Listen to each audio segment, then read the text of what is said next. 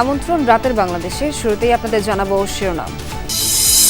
আসন সমঝোতা নিয়ে জামায়াত নেতৃত্বাধীন জোটের সংকট কাটেনি, নতুন ঐক্যের আভাস ইসলামী আন্দোলনের। কয়েকটি দলকে সুবিধা দিতে পোস্টাল ব্যালটের প্রতীক সজ্জায় হেরফের অভিযোগ বিএনপির। বাড়ি বাড়ি গিয়ে ভোটারদের ব্যক্তিগত তথ্য নিচ্ছে একটি দল। শেষ লাইনে মাঝামাঝি জায়গায়, যাতে করে এই পেপারটা ভাঁজ করলে ধানের শীষের উপরের অংশ দেখা যাবে এক পাশে, নিচের অংশ দেখা যাবে আরেক পাশে। এটা দৈব ঘটনা নয়, এটা ইচ্ছাকৃত। গেজেটের ধারাবাহিকতায় প্রতীক ছাপানো হয়েছে পোস্টাল ব্যালটে, বলছে ইসি। 5 দিনের আপিলে প্রার্থিতা ফিরে পেয়েছেন 278 জন। আমাদের যে গেজেটটা পাবলিশ করা হয়েছে, সেই গেজেটের ধারাবাহিকতা যেভাবে আছে সেই অর্ডারেই করা হয়েছে। এখন এটা কমিশন যেভাবে সিদ্ধান্ত নেবেন সেইটাই। যে যাই বলুক, 12 ফেব্রুয়ারি ভোট হবে। মার্কিন কূটনীতিকদের প্রধান উপদেষ্টা, নির্বাচিত সরকারের কাছে হবে ক্ষমতা হস্তান্তর। শতাধিক ব্যক্তিকে গুম ও হত্যা মামলায় সাবেক সেনা কর্মকর্তা জিয়াউল আহসানের বিচার শুরু। 22 জানুয়ারি থেকে আবু সাইদ হত্যা মামলার যুক্তিতর্ক উপস্থাপন। রাজধানীর 3 পয়েন্টে 7 কলেজের শিক্ষার্থীদের অবরোধ, বিশ্ববিদ্যালয়ের চূড়ান্ত অধ্যাদেশ জারির দাবি। চলাচলকারীদের সীমাহীন দুর্ভোগ। যতক্ষণ না আমাদের অধ্যাদেশ সরকার জারি করবে, ততক্ষণ আমরা এখানে অপেক্ষা করব। হাজার হাজার মানুষ আপনি ফার্ম গেট পর্যন্ত দাম পড়ছে, একটা রুগী আসতে পারতেছে না। এই দেশটা আসলে শেষ, একটু কিছু হয়ে রাস্তায় আন্দোলন করে। দর্শক, এতক্ষণ শিরোনাম দেখছিলেন। পুরো খবর জানাতে আপনাদের সঙ্গে আছি আমি নাবিলা সোহার। জামায়াতে ইসলামীর সঙ্গে আসন সমঝোতার জটিলতার মধ্যে নতুন জোটের ইঙ্গিত দিলেন ইসলামী আন্দোলন বাংলাদেশের মুখপাত্র গাজী আতাউর রহমান। বলেন, 11 দলে থাকা না থাকার বিষয়ে সিদ্ধান্ত আগামী 2-1 দিনের মধ্যে আনুষ্ঠানিকভাবে জানানো হবে। এদিকে জামায়াত ইসলামী জানিয়েছে, আসন ভাগাভাগি নিয়ে সংকট 2-1 দিনের মধ্যে কেটে যাবে। ইসলামী আন্দোলন বাংলাদেশ ও বাংলাদেশ খেলাফত মজলিসের 11 দলে থাকা না থাকা নিয়ে কয়েকদিন ধরেই চলছিল গুঞ্জন। নির্বাচনে জামাত নেতৃত্বাধীন 11 দলের কে কোন আসনে প্রার্থী হবেন তার ঘোষণা নিয়ে সংবাদ সম্মেলনের কথা ছিল বুধবার। তবে আসন নিয়ে সমঝোতা না হওয়ায় সেই ব্রিফিং ভেস্তে যায়। ইসলামী আন্দোলন বাংলাদেশ পরে আনুষ্ঠানিক সংবাদ সম্মেলনের আয়োজন করে। দলটির মুখপাত্র বলেন, সমঝোতার মাধ্যমে আসন দেওয়ার কথা থাকলেও সিদ্ধান্ত চাপিয়ে দেয়া হচ্ছে। ফলে ইসলামী আন্দোলনের হেভিওয়েট প্রার্থীর জায়গায় অন্যান্য দলের প্রার্থী দেয়া হয়েছে। চাপিয়ে দেয়া কোনো সিদ্ধান্ত দল মানবে না বলেও জানান তিনি। প্রয়োজনে কয়েকটি দল মিলে নতুন জোট করার ইঙ্গিত আছে তার। তা এখন আমরা অন্যান্য সমমনা আমাদের যে রাজনৈতিক দল যাদেরকে নিয়ে আমরা পথ চলা শুরু করেছিলাম, তাদের সাথেও আমরা পরস্পর যোগাযোগ করছি। আমাদের আলোচনা চলমান আছে। আমরা চাচ্ছি যে মানুষের মধ্যে যে আগ্রহ তৈরি হয়েছিল, যে প্রত্যাশা তৈরি হয়েছে, মানুষের সমর্থন কিভাবে আদায় করতে পারবো, মানুষের প্রত্যাশা কিভাবে বাস্তবায়ন করতে পারবো, এটা নিয়ে আমরা এখনো পর্যন্ত আলাপ আলোচনা চালিয়ে যাচ্ছি। আরেক ব্রিফিংয়ে জামাতে ইসলামীর সহকারী সেক্রেটারি জেনারেল ও মুখপাত্র বলেন, জোটের সব দলের মধ্যে এখনো সৌহার্দ্যপূর্ণ সম্পর্ক বিদ্যমান। আসন ভাগাভাগি নিয়ে সংকট 2-1 দিনের মধ্যে কেটে যাবে বলে জানান তিনি। 11 দলের সুন্দর একটি পরিবেশ এখনো আছে এবং সেটা আমরা অব্যাহত রাখবো এবং আসন সমঝোতাটা আপনাদের সামনে আমরা যথাসময় ফাইনাল কথা বলতে পারবো ইনশাআল্লাহ। সব দল তার অবস্থান থেকে সর্বোচ্চ উদারতা, সহনশীলতা, সম্মান, মর্যাদা রেখেই ভূমিকা রাখছেন। জামাতের মুখপাত্র বলেন, 11 দলের আসন নিয়ে সমঝোতায় সর্বোচ্চ উদারতা দেখাচ্ছে তার দল। এই ধরনের কোনো সমস্যা। শামীম রেজা, যমুনা নিউজ, ঢাকা। কয়েকটি দলকে সুবিধা দিতে দাড়িপাল্লা, হাতপাখা ও শাপলা কলি প্রতীকগুলোকে পোস্টাল ব্যালটের প্রথম লাইনে রাখা হয়েছে। অভিযোগ করেছেন বিএনপির স্থায়ী কমিটির সদস্য নজরুল ইসলাম খান। বলেন, পোস্টাল ব্যালটে এমনভাবে ধানের শীষ রাখা হয়েছে যাতে সেটা ভোটারদের কাছে ভালোভাবে দৃশ্যমান না হয়। স্থায়ী কমিটির সদস্য মির্জা আব্বাস নির্বাচনের আগে আইনশৃঙ্খলা পরিস্থিতির অবনতির জন্য ষড়যন্ত্র চলছে বলে শঙ্কা প্রকাশ করেছেন। জাতীয় নির্বাচন পরিচালনা গুলশানায় বিএনপির কেন্দ্রীয় নির্বাচন পরিচালনা কার্যালয়ে সংবাদ সম্মেলন। বক্তব্য রাখেন বিএনপির স্থায়ী কমিটির সদস্য ও দলের নির্বাচন পরিচালনা কমিটির আহ্বায়ক নজরুল ইসলাম খান। প্রথম লাইনে দাড়িপাল্লা আছে, শাপলা কলি আছে এবং হাত পাখা আছে। শেষ লাইনে মাঝামাঝি জায়গায়, যাতে করে এই পেপারটা ভাঁজ করলে ধানের শীষের উপরের অংশ দেখা যাবে এক পাশে, নিচের অংশ দেখা যাবে আরেক পাশে। এটা দৈব ঘটনা নয়, এটা ইচ্ছাকৃত। অভিযোগ করেন একটি রাজনৈতিক দল বাড়ি বাড়ি গিয়ে ভোটারদের ব্যক্তিগত তথ্য সংগ্রহ করছে, এর মাধ্যমে নির্বাচনের প্রভাব পড়তে পারে বলে আশঙ্কা তার। একটি রাজনৈতিক দল বাড়ি বাড়ি গিয়ে এনআইডি কার্ডের ফটোকপি, ফোন নাম্বার এবং বিকাশ নাম্বার সংগ্রহ করছে। তারা ভুয়া এনআইডি বানিয়ে জাল ভোট দেওয়ার চেষ্টা করতে পারে এবং বিকাশ নাম্বার যে নিয়েছে তার মাধ্যমে তারা তাদেরকে অর্থ দিয়ে প্রলুব্ধ করতে পারে তাদের পক্ষে ভোট দেওয়ার জন্য। এদিকে নয়াপল্টনে দলের নেতাকর্মীদের সাথে শুভেচ্ছা বিনিময়কালে বিএনপির স্থায়ী কমিটির সদস্য মির্জা আব্বাস অভিযোগ করেন, ভোটারদের বিভ্রান্ত করতে ধানের শীষ প্রতীক পোস্টাল ব্যালটে এমনভাবে দেওয়া হয়েছে যাতে তা ভোটারদের চোখে না পড়ে। নির্বাচনের আগে আইন শৃঙ্খলা পরিস্থিতির অবনতি ঘটাতে কয়েকজন প্রার্থী উস্কানিমূলক বক্তব্য দিচ্ছেন বলেও দাবি করেন তিনি। এটা একেবারে উদ্দেশ্যমূলকভাবে করা হয়েছে যাতে ব্যালট পেপারটা কনফিউজিং হয়ে যাবে। মহাপ্রক্রেসি সব জায়গায় চলে না, চেষ্টা করতে পারে, তো এটা দায়িত্ব ওদেরকে বহন করতে হবে। আইন শৃঙ্খলা পরিস্থিতিটা যাতে আরও খারাপ হয় এই জন্য কিছু কিছু প্রার্থী উস্কানিমূলক কথাবার্তা বলছে। কক্সবাজারের পেকুয়ায় বিএনপির স্থায়ী কমিটির সদস্য সালাউদ্দিন আহমেদ তার বক্তব্যে বলেন, জুলাই সনদের বিষয়ে ঐক্যবদ্ধ রয়েছে বিএনপি, এর বাইরে দলের কোনো অবস্থান নেই। অক্ষরে অক্ষরে জুলাই জাতীয় সনদের প্রত্যেকটি প্রস্তাব আমরা যেটা ঐক্যমতের ভিত্তিতে স্বাক্ষরিত হয়েছে সেটা আমরা বাস্তবায়ন করব, কিন্তু জুলাই সনদের বাইরে আমাদের কোনো বক্তব্য নাই। নেতারা বলেন, শান্তিপূর্ণ ও গ্রহণযোগ্য নির্বাচন চায় বিএনপি, ইসির কাছে দায়িত্বশীল আচরণ প্রত্যাশা করেন তারা। হাসিবুল করিম বিজয়, যমুনা নিউজ, ঢাকা। গেজেটের ধারাবাহিকতা হিসাব করে পোস্টাল ব্যালটের প্রতীক ছাপানো হয়েছে বলে জানিয়েছেন নির্বাচন কমিশন সচিব আক্তার আহমেদ। সন্ধ্যায় এই ব্রিফিংয়ে ইসি সচিব জানান, এ নিয়ে কমিশন যে সিদ্ধান্ত নেবেন তাই হবে। এদিকে আপিল শুনানির পঞ্চম দিনে প্রার্থিতা ফিরে পেয়েছেন আরও ৭৪ জন প্রার্থী। এ নিয়ে গত ৫ দিনে প্রার্থিতা ফিরে পাওয়ার এই সংখ্যা গিয়ে দাঁড়ালো ২৭৮ জনে। বাতিল হওয়াদের অনেকেই ঘোষণা দেন আদালতে যাওয়ার। বুধবার ছিল প্রার্থিতা ফিরে পেতে ইসিতে আবেদন করা আপিল শুনানির পঞ্চম দিন। আগের ৪ দিন ৭০টি করে আপিল শুনানি হলেও এদিন শুনানি করা হয় ১০০টি আবেদন।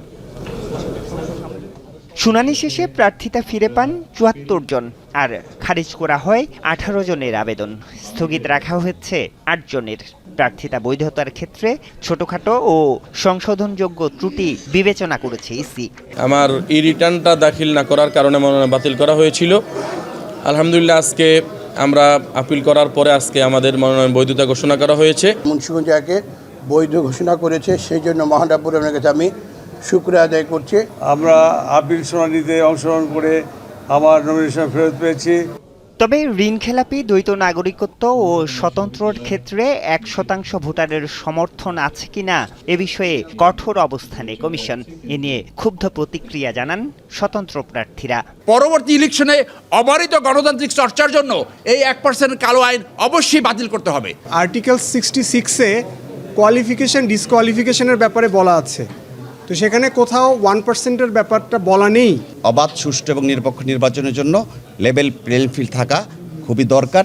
বিদেশি নাগরিকত্ব জটিলতায় অপেক্ষমান রাখা হয় দিনাজপুর ৫ আসনের বিএনপি প্রার্থী AKM কামরুজ্জামানের প্রার্থিতা বাতিলের আবেদনটি। এছাড়া কুমিল্লা ৬ আসনের বিএনপি প্রার্থী মনিরুল হক চৌধুরীর প্রার্থিতা বৈধতার বিরুদ্ধে করা আবেদন খারিজ করে দেয় কমিশন। সংবিধানের ৬৬(২) ক একটি অনুচ্ছেদ সংযোজন করে বলা আছে, নির্বাচনে মনোনয়ন দানের পূর্বে কোনো ব্যক্তি যদি অন্য দেশের নাগরিকত্ব ত্যাগ করেন তাহলে তিনি নির্বাচনে প্রতিদ্বন্দ্বিতা করতে পারবেন, এটা তার অযোগ্যতা হবে না। আমাদের যে প্রার্থীর পক্ষে আমরা দেখেছিলাম তিনি যুক্তরাজ্যের দ্বৈত নাগরিক ছিলেন, মনোনয়নপত্র জমা দানের পূর্বেই তিনি তার নাগরিকত্ব ত্যাগ করেছেন। শুনানি শেষে সন্ধ্যায় কথা বলেন ইসি সচিব। কথা বলেন পোস্টাল ব্যালট নিয়ে বিএনপির অভিযোগের বিষয়ে। জানান, পোস্টাল ব্যালটের প্রতীক ছাপানো হয়েছে গেজেটের ধারাবাহিকতায়। আমাদের যে গেজেটটা পাবলিশ করা হয়েছে সেই গেজেটের ধারাবাহিকতা যেভাবে আছে সেই অর্ডারেই করা হয়েছে। এখন এটা কমিশন যেভাবে সিদ্ধান্ত নেবেন সেইটাই। এখন এটা তো কমিশনের ব্যাপার, এটা আমি বলবো কি করে। এদিকে নির্বাচনী আচরণবিধি লঙ্ঘন করায় বাংলাদেশ খেলাফত মজলিসের ঢাকা ১৩ আসনের প্রার্থী মামুনুল হককে শোকজ করেছে নির্বাচন কমিশন। আরিফুর রহমান সবুজ, যমুনা নিউজ, ঢাকা। পতিত ফ্যাসিবাদী শাসক গোষ্ঠী নিজেদের অপরাধের ব্যাপারে অনুতপ্ত নয়, তাই এখনই দেশে ট্রুথ অ্যান্ড রিকনসিলিয়েশন প্রক্রিয়ার বাস্তবায়ন সম্ভব নয়।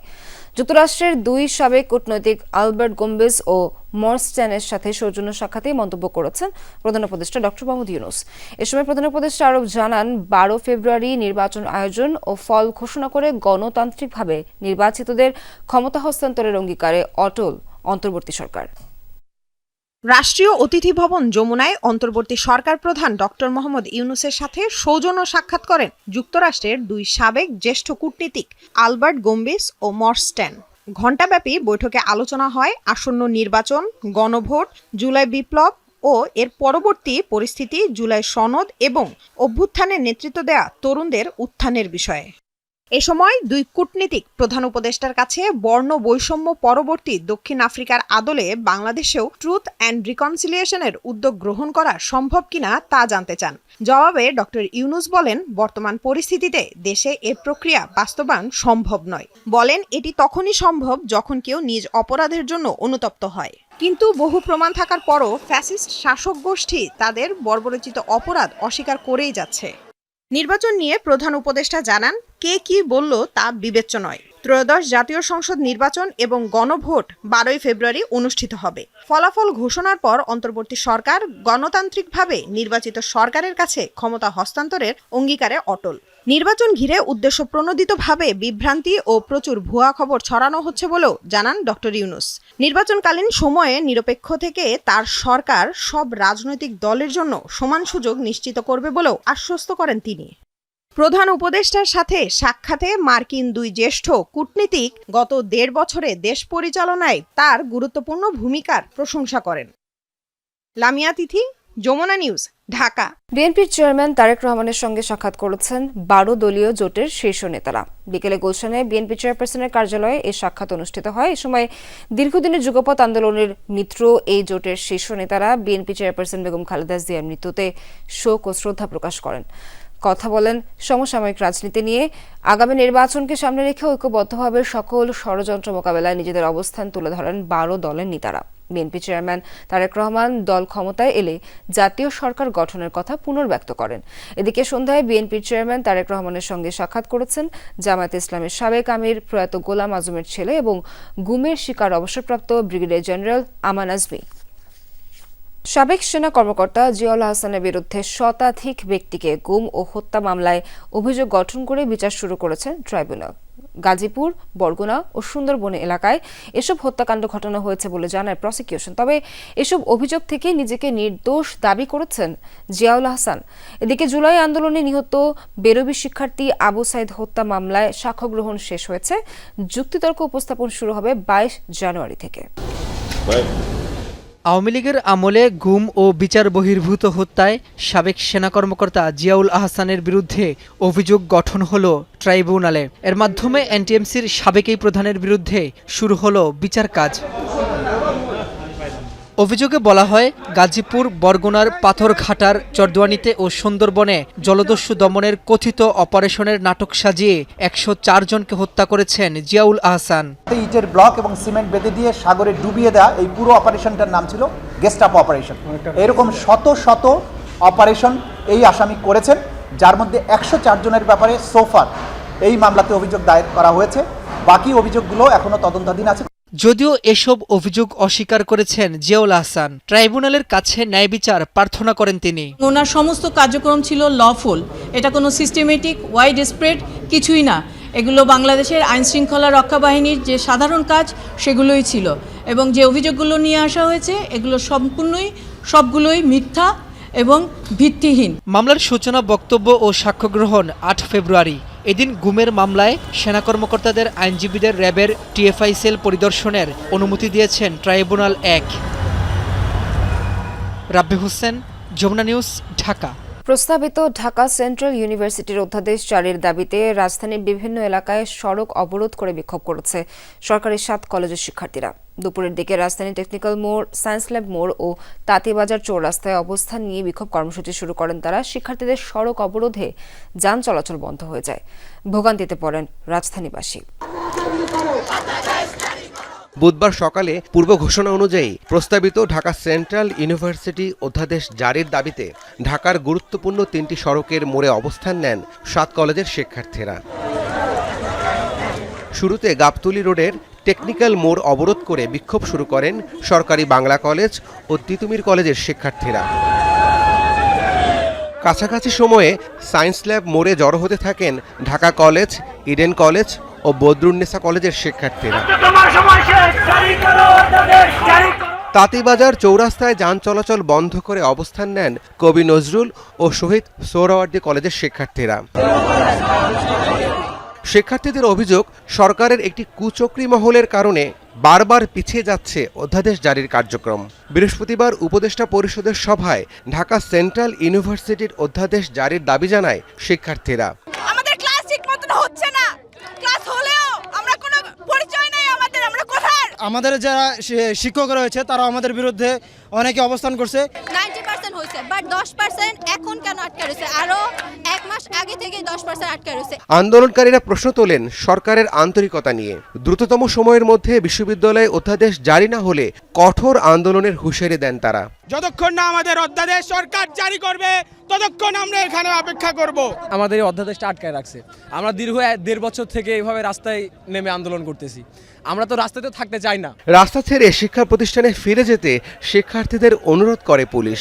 তাদের এই বিষয়গুলো নিশ্চয়ই সরকারের দিক থেকে একটা সিদ্ধান্তে আসার পরে তারপর আমরা করব। অলরেডি কিন্তু 2-3 কিলোমিটার জ্যাম হয়ে আছে। না, জ্যাম হচ্ছে, ভোগান্তি হচ্ছে, এটা আপনারাও দেখতে পাচ্ছেন। আমরা তাদেরকে বোঝানোর চেষ্টা করছি সকাল থেকে এবং বলার চেষ্টা করছি যে জনদুর্ভোগ তৈরি না করেও তাদের দাবি দেওয়ার বিষয়ে তারা কথা যাতে আলোচনা চালিয়ে যায়। এদিন শিক্ষার্থীদের সড়ক অবরোধের কারণে মিরপুর, কল্যাণপুর, গাবতলী, শ্যামলী, সায়েন্স ল্যাব সহ আশপাশের এলাকায় ব্যাপক যানজটের সৃষ্টি হয়।